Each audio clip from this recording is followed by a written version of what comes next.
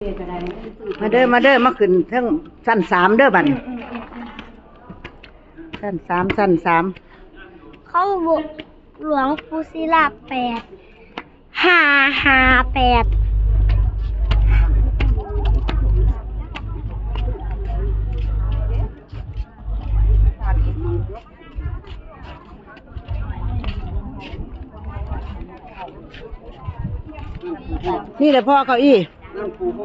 เจ้านั่งบ่ได้เจ้านั่งเก้าอี้น่ะ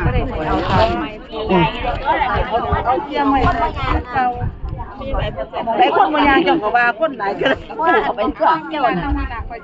มันคืออะไร เอ้ยล่ะเดี๋ยวมันเสียนี่คือบ่เอาไปนี่นั่งนั่งนั่งลูกนั่งนี่เนาะเดี๋ยวแล้วบัดนี้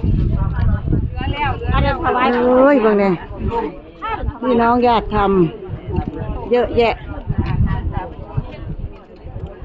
ขึ้นมารอชั้น2ชั้น3ก็บ่ย่านว่าแต่มาเอาบุญสูงกว่าใดก็เบิ่งขึ้น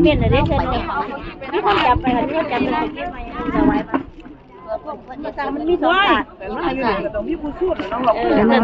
ถวายไหมไปเฮาจังไปจัดคนมันจ้าเดี๋ยวพาไปถวายแม่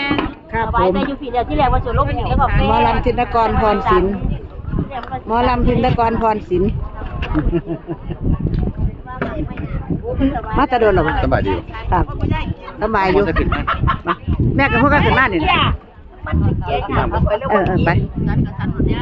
แม่กันว่าเพิ่นเอามาให้แล้วก็สิได้กิน